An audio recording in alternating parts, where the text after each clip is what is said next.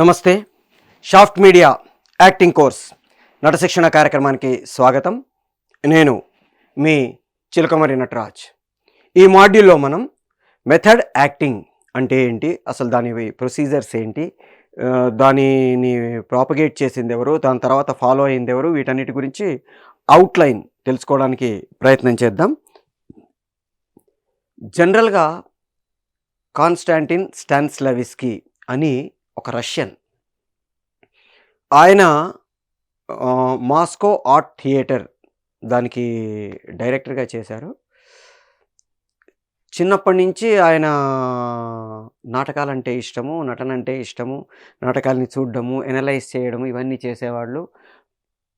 ప్రపంచమంతా తిరుగుతూ నాటకాలు చూశారు. ఆయన తన నటులని డైరెక్ట్ చేసే ప్రాసెస్లో,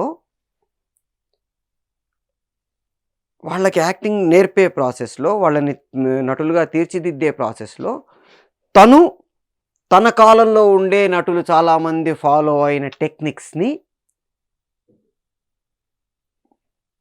వాళ్ళు ఏవైతే ఫాలో అయ్యారో వాటిని పట్టుకొని వాటిని తను ఒక కోడిఫై చేసి ఒక సిస్టమ్, దాన్నే స్టానిస్లవిస్కీ సిస్టమ్ అని తర్వాత వాళ్ళు అన్నారు.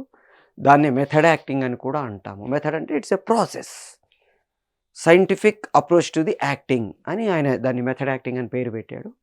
దాన్ని ఒక కోడిఫై చేసి దాన్ని తన శిష్యులకి నేర్పి వాళ్ళని పర్ఫార్మెన్స్ చేసే ప్రాసెస్లో మంచి ఎఫెక్టివ్ పర్ఫార్మర్గా తీర్చిదిద్దాడు. ఆ తర్వాత ఆయన్ని చాలామంది ఫాలో అయ్యి రిచర్డ్స్ బోల్షోవిస్కీ, స్టెల్లా ఆల్డర్, తర్వాత మన మైకేల్ చెకోవ్, ఇట్లా వరల్డ్ వైడ్గా లీ స్ట్రాస్బర్గ్, ఇట్లా ప్రపంచంలో చాలామంది నెక్స్ట్ జనరేషన్ టీచర్స్, స్టానిస్లవిస్కీ తర్వాత నెక్స్ట్ జనరేషన్ టీచర్స్ ఫాలో అయ్యి దాంట్లో నుంచి ఒక్కొక్క ఎలిమెంట్ని వాళ్ళు హైలైట్ చేసుకొని, ఉదాహరణకి కొంతమంది ఎఫెక్టివ్ మెమరీ అని, కొంతమంది మన మ్యాజిక్ ఇఫ్ అని, ఇట్లా డిఫరెంట్ ఎలిమెంట్స్ని వాళ్ళు డెవలప్ చేసుకొని వాళ్ళకంటూ మళ్ళీ ఈ మెథడ్ యాక్టింగ్కి సంబంధించే కొన్ని స్పెషలైజేషన్స్ చేసుకొని వాళ్ళ ప్రాసెస్ని కొనసాగించారు. సో అసలు ఆద్యుడు స్టానిస్లవిస్కీ. ఆయన ఒకసారి నాటకం చూసే ప్రాసెస్లో పోలిష్ యాక్టర్, అంటే పోలాండ్కి సంబంధించిన ఒక యాక్టర్ సాల్వేనీ అనే ఒక యాక్టర్ తాలూకు నటనను చూడడం సంభవించింది. ఆయన పర్ఫార్మెన్స్ చేస్తున్న ఒక నాటకాన్ని ఈయన చూడడానికి వెళ్ళాడు. దాంట్లో ఒక గన్నిలా పెట్టుకొని చచ్చిపోవాల్సిన సిచ్యువేషను, అక్కడ సాల్వేనీ గారు పర్ఫార్మెన్స్ చేస్తున్నారు. ఆడిటోరియంలో కూర్చున్న స్టానిస్లవిస్కీకి అయ్యయ్యో చచ్చిపోతాడని ఫీలింగ్ కలుగుతుంది. నాకు ఇంత భయంకరమైన ఫీలింగ్ ఎందుకు కలుగుతుంది? నాకు ఆయన ఏదో గన్ను పెట్టుకుంటే యాక్టింగ్ అని తెలుసు, అతను నటిస్తున్నాడని తెలుసు, అయినా సరే చచ్చిపోతాడేమో అన్న భయం నాకు ఎందుకు కలిగింది అనుకున్నాడు. అనుకున్న తర్వాత సరే చెక్ చేద్దామని నెక్స్ట్ పర్ఫార్మెన్స్ మళ్ళీ చూశాడు. నెక్స్ట్ పర్ఫార్మెన్స్ చూసినప్పుడు సేమ్ సిచ్యువేషన్, మళ్ళీ ఆయన గన్ను పెట్టుకున్నాడు. ఈయనకు మళ్ళీ ఒకసారి చచ్చిపోతాడని ఫీలింగ్ కలుగుతుంది. ఆపుకున్నాడు. ఎందుకు కలుగుతుంది ఇంత భయంకరమైన ఫీలింగ్? నాకేనా, చుట్టుపక్కల వాళ్ళందరూ అలాగే ఉన్నారా అని అందరినీ చూసి అందరూ అలాగే ఉన్నారు. పోతాడు అన్నట్టు అందరూ భయంగా చూస్తున్నారు. కుచి గడబడే. మళ్ళీ నెక్స్ట్ పర్ఫార్మెన్స్ చూశాడు. అట్లా దాదాపు ఒక 7-8 సార్లు ఆయన పర్ఫార్మెన్స్ని చూశాడు. Same show, same situation. నాకు తెలుసు ఆయన గన్ను పెట్టుకుంటాడని తెలుసు, యాక్టింగ్ అని తెలుసు, ఇంతకుముందు నేను ఆల్రెడీ చూశానని తెలుసు, అయినా సరే ప్రతిసారి మళ్ళీ కొత్తగా ఆ సిచ్యువేషన్ రాగానే ఆయన గన్ను పెట్టుకోగానే చచ్చిపోతాడని భయం కలుగుతుంది. ఏంటిది? ఎందుకు ఇంత భయం కలుగుతుంది నాకు? Why I'm so much of involvement emotionally అని ఒక తెలియకుండా ఆయన ఒక కన్ఫ్యూజన్లోకి వెళ్ళి ఆయన దగ్గరికి వెళ్ళాడు, సాల్వేనీ గారి దగ్గరికి వెళ్ళి, సార్ పర్టికులర్ సిచ్యువేషన్లో మీరు ఏం మంత్రం వేస్తున్నారో చెప్పండి. ఏం మంత్రం అయినా నేనేం చేయట్లేదండి. లేదు సార్, నేను ఇది దాదాపు ఒక 7-8 సార్లు ఈ షో చూశాను. 7-8 సార్లు సేమ్ ఫీలింగ్. ఫస్ట్ టైమ్ అంటే సరే నేను మీరు చేసింది చూసి ఒక ఎమోషనల్‌గా ఇన్వాల్వ్ అయ్యి ఫస్ట్ టైమ్ నాకు ఆ ఫీలింగ్ కలగొచ్చు. రెండోసారి, మూడోసారి, నాలుగోసారి ప్రతిసారి 7 సార్లు సేమ్ ఫీలింగ్ కలగడం అనేది అంత ఈజీ గాదు. రెండోది పోనీ నేనొక్కడినే అట్లా ఫీల్ అవుతున్నానంటే కాదు. ఆడిటోరియంలో ఉన్నవాళ్ళు అందరూ ఫీల్ అవుతున్నారు. నేను దాదాపుగా 7 సార్లు రిపీటెడ్‌గా వేరే సెట్ ఆఫ్ స్పెక్టేటర్స్‌తో చూశాను. వాళ్ళందరినీ నేను దాదాపుగా అందరిని అడిగాను. అందరూ ఆ టైంలో అమ్మో! చచ్చిపోతాడని భయమేస్తుంది అంటున్నారు. ఏం చేశారు చెప్పండి? ఏం లేదయ్యా, నా చిన్నతనంలో ఏదో జరిగిన ఇన్సిడెంట్‌ని ఆ టైంలో గుర్తు చేసుకొని నేను పెర్ఫార్మన్స్ చేయడానికి ట్రై చేస్తాను. ఏంటండి మళ్ళీ చెప్పండి అన్నాడు. ఏం లేదయ్యా, చిన్నప్పుడు నా లైఫ్‌లో జరిగిన ఇన్సిడెంటు. ఏంటి? ఏం లేదు, నాకు చిన్నప్పుడు స్నానం చేయాలంటే కొంచెం బద్ధకం ఉండేది. మా అమ్మేమో స్నానం చేయమని వెంటబడేది. ఓసారి మా మదరు టబ్‌లో వేడి నీళ్ళు పెట్టి స్నానం చేయమని నా దగ్గరకొస్తే నేను పారిపోయాను. మా అమ్మ పరిగెత్తి చేసి నన్ను పట్టుకుంది. పట్టుకొని తీసుకెళ్ళి ఆ నీళ్ళల్లో పడేసింది. నీళ్ళల్లో పడేసే టైంకి నీళ్ళు చల్లారిపోయాయి. మనకి పోలాండ్‌లో మైనస్‌లో ఉంటుంది డిగ్రీస్‌లో టెంపరేచర్. నీళ్ళు చల్లగా అయిపోయాయి. అందులో పడేసేసరికి ఒక్కసారి ఒళ్ళు మొత్తం ఫ్రీజ్ అయిపోయింది. బిగుసుకుపోయాడు. వాళ్ళ మదర్ చూసి బయటికి తీసుకొచ్చి రబ్ చేసి రూమ్ హీటర్ పెట్టి మొత్తం ఒక 10-15 నిమిషాలు మసాజ్ చేసిన తర్వాత హీ బికమ్ నార్మల్. ఎప్పుడైనా సరే చచ్చిపోవడము, చావు అలాంటి భయానికి సంబంధించింది ఏదైనా నేను చేయాల్సి వచ్చినప్పుడు మా అమ్మ నన్ను ఆ టబ్బులో పడేసినప్పుడు నేను ఫ్రీజ్ అయిపోయిన క్షణాలను ఒకసారి గుర్తు చేసుకుంటానయ్యా. తెలియకుండా నా ఒళ్ళంతా ఇలా ఫ్రీజ్ అయిపోతుంది. ఫ్రీజ్ అయిపోయి నాకు తెలియకుండా నేను ఆ చావు తాలూకు భయాన్నే నేను అనుభవిస్తాను. అందుకని అలా మీకు అనిపించిందేమో అన్నాడు. ఓకే. మన జీవితంలో మనం అనుభవించిన వాటిని రిమెంబర్ కాకుండా రీకాల్ చేసుకొని ప్రదర్శిస్తే డెఫినెట్లీ ఎఫెక్టివ్‌గా ఒక ప్రజెంటేషన్ చేయగలము. ఓకే అని ఆయన దీన్ని సెన్స్ మెమొరీ, మనం ఆల్రెడీ ఒక మాడ్యూల్‌లో ఈ సెన్స్ మెమొరీ గురించి డిస్కస్ చేసుకున్నాం. సెన్స్ మెమొరీ అంటే ఏంటి? ఎట్లా రీకాల్ చేసుకోవాలి? అసలు సెన్సరీ ఆర్గాన్స్ అంటే ఏంటి? మనం సెన్సరీ ఆర్గాన్స్ ద్వారా మనం ఎట్లా ఇన్పుట్‌ని తీసుకుంటాం? వీటన్నిటిని మనం ఆల్రెడీ ఒక మాడ్యూల్‌లో డిస్కస్ చేసుకున్నాం. సో సెన్స్ మెమొరీ అని ఒక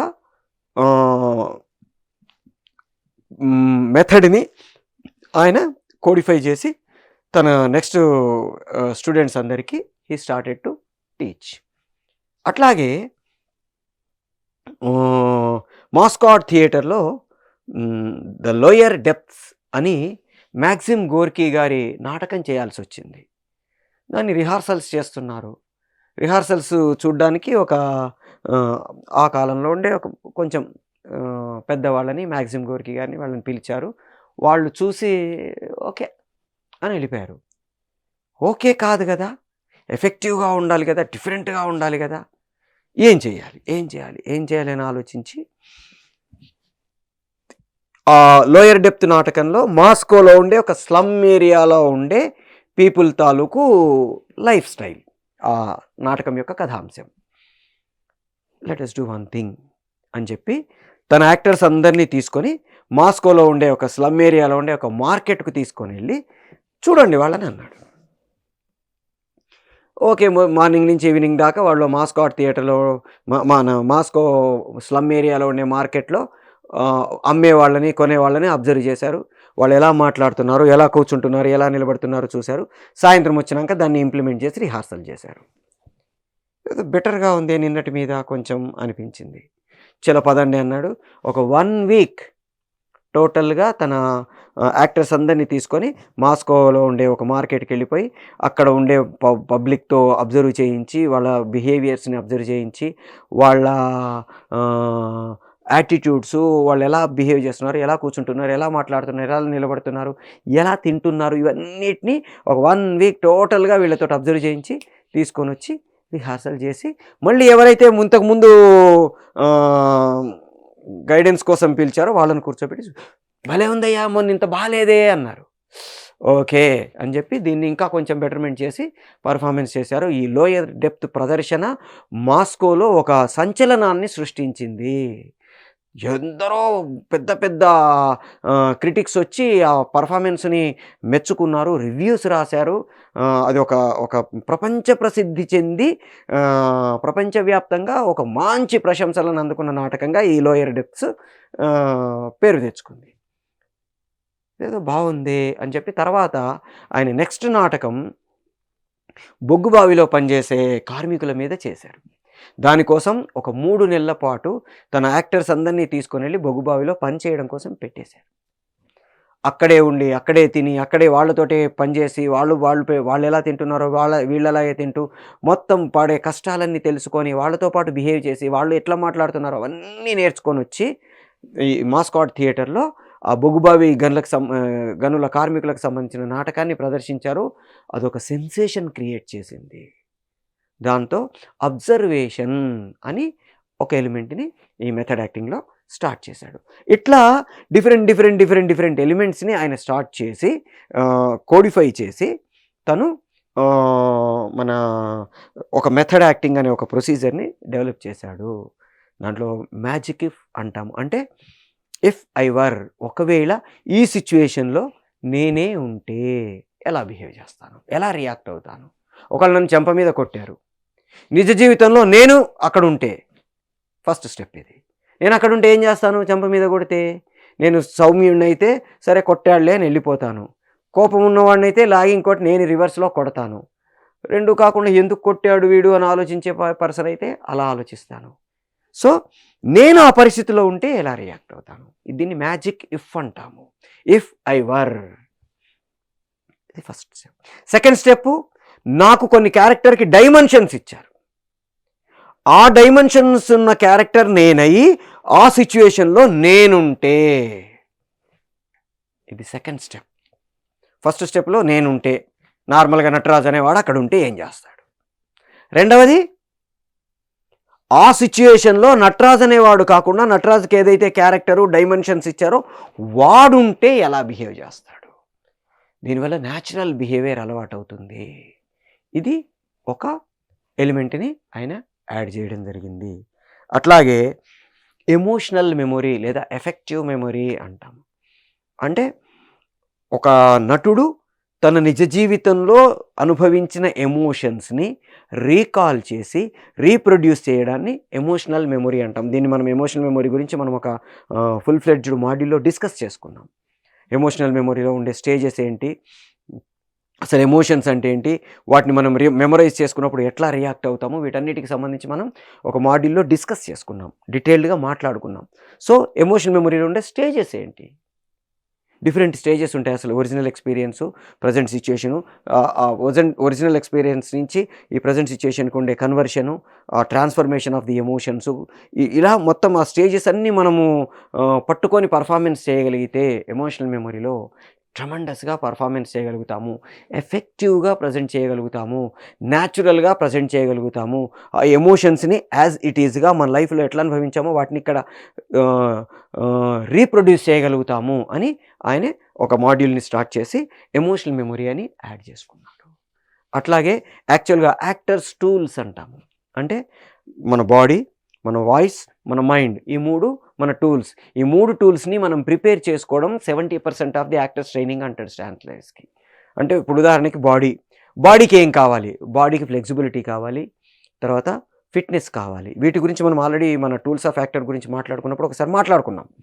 సో మన ఫ్లెక్సిబిలిటీ పెంచుకుంటాము, మన ఫిట్‌నెస్ పెంచుకుంటాము. దీంట్లో కూడా మళ్ళీ బాడీతో ఎక్స్‌ప్రెస్ చేసే ప్రాసెస్‌లో మూవ్‌మెంట్ ఎక్సర్సైజ్ అంటాము. యానిమల్ మూవ్‌మెంట్ అనేది స్టాన్స్లైవ్స్కీ క్రియేట్ చేసిన ఎక్సర్సైజుల్లో ఒకటి. అంటే క్యాట్ ఎక్సర్సైజ్ అని చేస్తాము. తర్వాత ఎలిఫెంట్ ఎక్సర్సైజ్ అని చేస్తాము.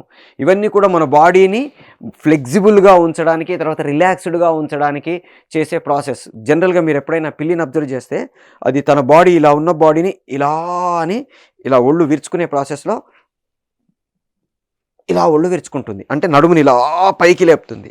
సో మన స్పైనల్ కార్డ్ మొత్తం ఒకసారి ఇలా స్ట్రెచ్ అయిపోయి టోటల్ బాడీ రిలాక్స్ అవుతుంది. దీన్ని క్యాట్ ఎక్సర్సైజ్ అంటాం. ఎలిఫెంట్ ఎక్సర్సైజ్ అంటాం. అంటే టోటల్ బాడీని ఫుల్ స్ట్రెచ్ చేసి ఒక్కసారి వదిలేసి ఇలా ఏనుగులాగా ఇలా ముందుకు నడుచుకుంటూ వెళ్తుంటాం. దీన్ని మనం ఎలిఫెంట్ ఎక్సర్సైజ్ అంటాం.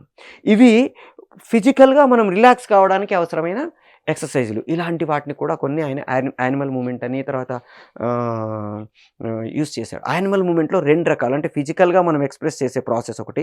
రెండవది ఒక యానిమల్ తాలూకు లక్షణాల్ని తీసుకొని క్యారెక్టర్‌కి ఇంప్లిమెంట్ చేయడం ఒకటి. ఉదాహరణకి వాడు పాములా అంటాడురా అంటే అంటాడని కాదు. ఒక పాము ఎలా బిహేవ్ చేస్తుందో అలా బిహేవ్ చేసేవాడు అని అర్థం. వాడు ముంగిస లాంటి వాడురా అంటే ఊ అంటుందని కాదు. నక్క లాంటి వాడురా అంటే ఊ అని ఊళ పెడతాడని కాదు. ఒక నక్కలో ఒక జాకాల్లో ఉండే క్వాలిటీస్ వీళ్ళలో ఉన్నాయి. కన్నింగ్‌నెస్సు, బొరియలు దూరిపోవడము, దాన్ని దాచుకొని తినడము ఇట్లాంటి లక్షణాల్ని మనం నక్క లక్షణాలంటాం. వాడు తోడేళ్ళలాంటోడురా అంటే తోడేళ్ళలాంటోడంటే దాడి చేసే ప్రాసెస్‌లో ఎలా ఉంటాడు అని అర్థం. వాడు సింహంలాంటోడురా అంటే హా అంటాడని కాదు. ఒక సింహంలాగా గంభీరంగా, ధైర్యంగా ఏ పనైనా స్థిరంగా చేసేవాడు అని అర్థం. సో యానిమల్ మూమెంట్‌లో ఒక జంతువుల లక్షణాలని క్యారెక్టరైజేషన్‌కి ఆపాదించుకొని క్యారెక్టర్‌ని ప్రజెంట్ చేసే ప్రాసెస్‌లో వాటిని వాడుకోవడం. ఇది స్టానిస్లావిస్కీ తను డెవలప్ చేసే ప్రాసెస్‌లో యాడ్ చేసిన ఒక ఎలిమెంట్. అట్లాగే గివెన్ సర్కమ్‌స్టాన్సెస్ అంటాం. మనం ఆల్రెడీ దీని గురించి ఒక ఫుల్ ఫ్లెడ్జ్డ్ మాడ్యూల్‌లో డిస్కస్ చేసుకున్నాం. 5 W's అంటాం. నేనెవరిని, నాతో ఉన్నవాళ్ళెవరు, మా ఇద్దరి మధ్యలో ఉండే రిలేషన్‌షిప్ ఏంటి, నాకేం కావాలి, ఎప్పుడు కావాలి, ఎక్కడ కావాలి, ఎందుకు కావాలి, ఇలా ఈ 5 W'స్ని మనం గివెన్ సర్కమ్‌స్టాన్సెస్ లేదా క్రియేటివ్ ఫ్యాంటసీ అంటాం. అంటే ఒక రచయిత లేదా ఒక దర్శకుడు నటుడి కోసం క్రియేట్ చేస్తున్న ఒక ఫ్యాంటసీ, ఒక సిచ్యుయేషన్, ఒక ఆర్టిఫిషియల్ సర్కమ్‌స్టాన్సెస్, వీటిని మనం గివెన్ సర్కమ్‌స్టాన్సెస్ అంటాము. వీటిని మనము ప్రదర్శించే ప్రాసెస్‌లో ఒక నటుడిగా వీటన్నిటిని మనం ఎనలైజ్ చేసుకొని చేస్తే చాలా ఎఫెక్టివ్‌గా ప్రజెంట్ చేయడానికి ట్రై చేస్తాం. సో నేనెవరిని, నా ఫిజికల్, సోషల్, సైకలాజికల్ డైమెన్షన్స్ ఏంటి, దాన్ని బట్టి నా బిహేవియర్ మారిపోవాలి. నేను 10 ఏళ్ల కుర్రాడిని అంటే ఈ అంట, ఒక 60 ఏళ్ల వాడిని అంటే ఏంటి బాబు అంటే, 90 ఏళ్ల వాడిని అంటే ఏంటి నాన్న ఏం కావాలి అంటాను. ఎందుకు 10 ఏళ్ళకి, 60 ఏళ్ళకి, 90 ఏళ్ళకి మార్పులు చేశామంటే ఆ ఫిజికల్‌గా మనలో వచ్చే మార్పుల్ని ఐ హావ్ టు ప్రొజెక్ట్. అట్లాగే సైకలాజికల్‌గా కూడా మనం ఆల్రెడీ అబ్జర్వేషన్ గురించి వాటి గురించి మాట్లాడుకునే ప్రాసెస్‌లో ఏజ్ గ్రూప్స్ గురించి మాట్లాడుకున్నాం. ఒక్కొక్క ఏజ్ గ్రూప్‌లో వచ్చే చేంజ్ ఓవర్స్ ఏంటి, ఒక 16 ఏళ్ల ఏజ్ గ్రూప్‌లో ఉండే మైండ్ సెట్‌కి, 25 ఏళ్ల ఏజ్ గ్రూప్‌లో ఉండే మైండ్ సెట్‌కి, 35 ఏజ్‌లో ఉండే మైండ్ సెట్‌కి, పర్టిక్యులర్‌గా 35 ఏజ్‌లో కూడా ఫిమేల్ మైండ్ సెట్‌కి, మేల్ మైండ్ సెట్‌కి అంటే జెండర్ వేరియేషన్‌లో ఉండే మైండ్ సెట్స్‌కి చాలా వేరియేషన్స్ ఉంటాయి. ఇవన్నిటిని మనం పట్టుకొని మనం పర్ఫార్మెన్స్ చేస్తే గివెన్ సర్కమ్‌స్టాన్సెస్ చేసేటప్పుడు ఎఫెక్టివ్‌గా యాక్టింగ్ చేయడానికి అవకాశం ఉంటుంది. ఇట్లా మనకి డిఫరెంట్ వాటిని స్టానిస్లావిస్కీ తన వీటిలలో యాడ్ చేయడానికి ట్రై చేశాడు. ఇప్పుడు ఏదైతే టూల్స్ ఆఫ్ యాక్టర్ అనుకున్నామో బాడీ, మైండ్, వాయిస్, దీంట్లో ఫిజికల్ ఆస్పెక్ట్స్ ఆఫ్ ట్రైనింగ్ అని ఒకటి, ఆరల్ ఆస్పెక్ట్స్ ఆఫ్ ట్రైనింగ్ అని, సైకలాజికల్ ఆస్పెక్ట్స్ ఆఫ్ ట్రైనింగ్ అని 3 భాగాలుగా తను స్టానిస్లావిస్కీ ఈ మెథడ్ యాక్టింగ్‌ని మనకి డివైడ్ చేసి వివరించాడు. ఫిజికల్ ఆస్పెక్ట్స్ ఆఫ్ ట్రైనింగ్‌లో మనకి మైమ్, మూమెంట్, తర్వాత బాడీ లాంగ్వేజ్, వీటి మీద వర్క్ చేస్తాము ఎక్స్‌ప్రెస్ చేసే ప్రాసెస్‌లో. తర్వాత ఆరల్ ఆస్పెక్ట్స్ ఆఫ్ ట్రైనింగ్‌లో మన వాయిసు, మన స్పీచు, తర్వాత స్పీచ్‌లో ఉండే స్టేజెస్ ఆఫ్ స్పీచు, ఏ స్టేజ్‌లో ఎలా ఉంటుంది, వాటిని మనం ఎట్లా డెవలప్ చేసుకోవాలి, ఆర్టికులేషన్‌లో డెవలప్ చేసుకోవాల్సింది ఏంటి, ఇంటోనేషన్ ఏంటి, మాడ్యులేషన్ ఏంటి, వీటన్నిటికి సంబంధించిన ఎక్సర్సైజెస్, మాడ్యూల్స్ స్టానిస్లావిస్కీ చెప్పాడు. అట్లాగే సైకలాజికల్ ఆస్పెక్ట్స్ ఆఫ్ ట్రైనింగ్ అంటాం. సైకలాజికల్ ఆస్పెక్ట్స్ ఆఫ్ ట్రైనింగ్ గురించి మళ్ళీ మనం ఇంకొక డిఫరెంట్ మాడ్యూల్‌లో ఫుల్ ఫ్లెడ్జ్డ్‌గా డిస్కస్ చేసుకోవడానికి ట్రై చేస్తాం. ఇప్పుడు అవుట్లైన్ మాట్లాడుకుంటాం. సైకలాజికల్ ఆస్పెక్ట్స్ ఆఫ్ ట్రైనింగ్‌లో ఒక 5 బేసిక్ ఎలిమెంట్స్ ఉంటాయి. Concentration, observation, imagination, relaxation, memory. ఈ 5 బేసిక్‌గా నటుడు తనని తాను ప్రిపేర్ చేసుకునే ప్రాసెస్‌లో డెవలప్ చేసుకోవాల్సిన అంశాలు. మనం కాన్సంట్రేషన్ ఇవన్నీ కూడా ఒకదాని మీద ఒకటి ఇంటర్‌డిపెండెంట్ అయ్యి ఉంటాయి. నేను without concentration I can't observe. రిలాక్స్డ్‌గా లేకుండా ఐ కాంట్ కాన్సంట్రేట్. నేను కాన్సంట్రేట్ చేయాలంటే రిలాక్స్డ్‌గా ఉండాలి. కాన్సంట్రేషన్ లేకపోతే నేను అబ్జర్వేషన్ చేయలేకపోయాను. రిలాక్స్డ్ తర్వాత ఎమోషన్, మన మెమొరీ, నేను కాన్సంట్రేట్ చేయకపోతే మెమొరీ ఉండదు. రిలాక్స్డ్‌గా లేకపోతే మెమొరీని నేను రీకలెక్ట్ చేసుకోలేను. ఇట్లా డిఫరెంట్ ఏవైతే ఎలిమెంట్స్ ఉన్నాయో వీటన్నిటిని కూడా స్టానిస్లావిస్కీ ఈ బేసిక్ 5 సైకలాజికల్ ఆస్పెక్ట్స్‌లో యాడ్ చేశాడు. ఇవి కాకుండా ఇంప్రవైజేషన్, మనం ఆల్రెడీ ఇంప్రవైజేషన్ గురించి ఒక ఫుల్ ఫ్లెడ్జ్డ్ మాడ్యూల్స్లో రెండు మాడ్యూల్స్లో మనం డిస్కస్ చేసుకోవడం జరిగింది. ఇంప్రవైజేషన్ రూల్స్ అండ్ రెగ్యులేషన్స్, తర్వాత టైప్స్ ఆఫ్ ఇంప్రవైజేషన్ మనం డిస్కస్ చేసుకున్నాము. ఇంప్రవైజేషన్ అనేది కూడా సైకలాజికల్గా మనల్ని మనం డెవలప్ చేసుకోవడానికి మనం ఆల్రెడీ ఇంప్రవైజేషన్ గురించి మాట్లాడుకున్నప్పుడు చెప్పుకున్నాం. ఏమని? To stimulate the impulse of emotion. మనలో ఉండే ఆ ఎమోషనల్ ఇంపల్స్ని స్టిమ్యులేట్ చేయడానికి ఇంప్రవైజేషన్ని యూస్ చేస్తాము అని. సో ఆ ఎమోషనల్ మెమరీ కానీ, ఇంప్రవైజేషన్ కానీ, ఇవన్నీ సైకలాజికల్ ఆస్పెక్ట్స్ ఆఫ్ ట్రైనింగ్లో మనల్ని మనం డెవలప్ చేసుకునే ప్రాసెస్లో మనం నేర్చుకోవడానికి ట్రై చేస్తాము. సో ఒక స్టానిస్లావిస్కీ మెథడ్ యాక్టింగ్ అనేది ఒక నటుడిని తను నటుడిగా ప్రదర్శించుకునే ప్రాసెస్లో తనని తాను డెవలప్ చేసుకునే అన్ని ఎలిమెంట్స్ని యాడ్ చేసే ఒక ఫుల్ ఫ్లెడ్జ్డ్ ప్రాసెస్. దీంట్లో మనకి మళ్ళీ 2 భాగాలు ఉంటాయి. ఒకటి learning stage, 2 presentation stage. Learning స్టేజ్లో మనల్ని మనం ప్రిపేర్ చేసుకుంటే, ప్రజెంటేషన్ స్టేజ్లో మనం ఏవైతే నేర్చుకున్నామో వాటిని అప్లై చేసి వాటిని ఒక బెస్ట్ యాక్టర్గా ప్రేక్షకుల ముందుకు మనం తీసుకుపోవడానికి వాడుకోవడం. ఉదాహరణకి నేను కాన్సంట్రేషన్ అనుకున్నాను, కాన్సంట్రేషన్కి సంబంధించిన ఎక్సర్సైజులు చేశాను, డెవలప్ చేసుకున్నాను, అన్నీ చేశాను. బట్ దాన్ని నేను యూజ్ చేయలేదనుకోండి, అప్పుడు అందుకే స్టానిస్లావిస్కీ మెథడ్ యాక్టింగ్ నేర్చుకునే ప్రాసెస్లో 2 స్టేజెస్ ఇంపార్టెంట్. జనరల్గా గమ్మత్తు ఏమవుతుందంటే, చాలామందికి స్టానిస్లావిస్కీ మెథడ్ యాక్టింగ్ పూర్తిగా తెలియకపోవడం వల్ల వచ్చే ప్రాబ్లమ్స్. ఉదాహరణకి చాలామంది స్టానిస్లావిస్కీ మెథడ్ యాక్టింగ్ని అంటే స్టానిస్లావిస్కీ ABC అని 3 పుస్తకాలు రాశాడు. An actor prepares, building a character, creating a role. ఇవి 3 Stanislavski major works on acting. So an actor prepares రాసిన టైం స్టానిస్లావిస్కీ ఆలోచనలు, building a character, creating a role రాసే టైంకి స్టానిస్లావిస్కీ ఆలోచనలు.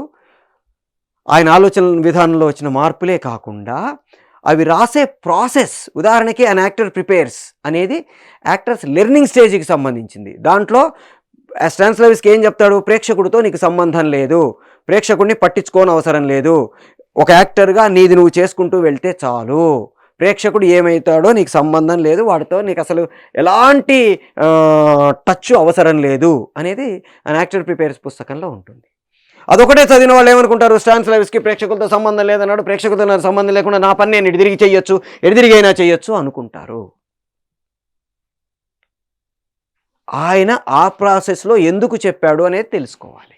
ఇప్పుడు జనరల్గా మనకు ఒక కథ చెప్తుంటారు. ఒక 4 గుడ్డివాళ్ళు ఒక ఏనుగును చూసి ఏనుగంటే ఇలా ఉంటుంది అని చెప్పడానికి ట్రై చేశారు అని. ఒకడు కాళ్ళను పట్టుకున్నవాడు ఏనుగు స్తంభంలా ఉంటుంది అన్నాడు. పొట్ట పట్టుకున్నవాడు ఏనుగు బస్తాలా ఉంటుంది అన్నాడు. తోక పట్టుకున్నవాడు ఏనుగు ఒక సన్న తాడులా ఉంటుంది అన్నాడు. తొండం పట్టుకున్నవాడు ఏనుగు ఒక పైపులా ఉంటుంది అన్నాడు. నలుగురు కరెక్టా? నలుగురు కరెక్టే. నలుగురు తప్ప? నలుగురు తప్పే. ఎందుకని అంటే వాళ్ళకి తెలిసింది వాళ్ళు చెప్పారు, కానీ నలుగురు అన్నీ క్రోడీకరించి చెబితే ఏనుగు తాలూకు ఫుల్ ఫ్లెడ్జ్డ్ స్వరూపం ఎట్లాగైతే తెలుస్తుందో, అట్లాగే స్టానిస్లావిస్కీని టోటల్ మెథడ్ యాక్టింగ్ మొత్తాన్ని మనం అర్థం చేసుకోగలిగితే స్టానిస్లావిస్కీ మెథడ్ యాక్టింగ్లో ఉండే అన్ని ఎలిమెంట్స్ తెలుస్తాయి. ఆయన సిస్టమ్ని బాగా ఎనలైజ్ చేసిన సోనియా మోరే కానీ లాంటి వాళ్ళు కానీ, తర్వాత స్టెల్లా ఆల్డర్ లాంటి వాళ్ళు కానీ, లీ స్ట్రాస్బర్గ్ లాంటి వాళ్ళు కానీ, రిచర్డ్స్ బోల్సోవిస్కీ లాంటి వాళ్ళు కానీ, తర్వాత ఆయన సిస్టమ్ని ఎన్హాన్స్ చేస్తూ వాళ్ళు రాసిన పుస్తకాల్ని, వాళ్ళు రాసిన ఆర్టికల్స్ని మనం చదవగలిగితే మనకి స్టానిస్లావిస్కీ మెథడ్ యాక్టింగ్ తాలూకు ఫుల్ ఫ్లెడ్జ్డ్ నాలెడ్జ్ తెలుస్తుంది. లేకపోతే ఏమవుతుంది? స్టానిస్లావిస్కీ ఇది సగమే తెలుస్తుంది. బిల్డింగ్ ఏ క్యారెక్టర్లో, క్రియేటింగ్ ఏ రోల్లో ప్రేక్షకుల గురించి డిస్కస్ చేస్తాడు. అన్ యాక్టర్ ప్రిపేర్స్లో ప్రేక్షకుల గురించి పట్టించుకోవద్దు అంటాడు. సో ప్రేక్షకుల గురించి పట్టించుకోవద్దా అంటే లెర్నింగ్ ప్రాసెస్లో పట్టించుకోవద్దు, ప్రజెంటేషన్ ప్రాసెస్లో పట్టించుకోవాలి. ఈ తేడా నాకు తెలిసిందనుకోండి, స్టానిస్లావిస్కీ మెథడ్ యాక్టింగ్ని నేను పరిపూర్ణంగా అర్థం చేసుకున్నామని అవుతాను. అట్లా మనకి డిఫరెంట్ ఎలిమెంట్స్ని స్టానిస్లావిస్కీ మనకి చెప్పడం జరిగింది. మరికొన్ని మాడ్యూల్స్లో ఇంకా కొన్ని విశేషాలని కూడా మనం యాడ్ చేసుకోవడం జరుగుతుంది. సో ఈ మాడ్యూల్ మీకు ఉపయోగపడిందని అనుకుంటున్నాం. So being an actor, Stanislavski method యాక్టింగ్ని నేర్చుకోవడానికి ప్రయత్నం చేయండి. మిమ్మల్ని మీరు ప్రిపేర్ చేసుకోవడానికి ట్రై చేయండి. రేపు పొద్దున ఇండస్ట్రీలో ఒక మంచి యాక్టర్గా వెళ్ళడానికి దీన్ని ఉపయోగించుకోవడానికి ట్రై చేయండి. All the best.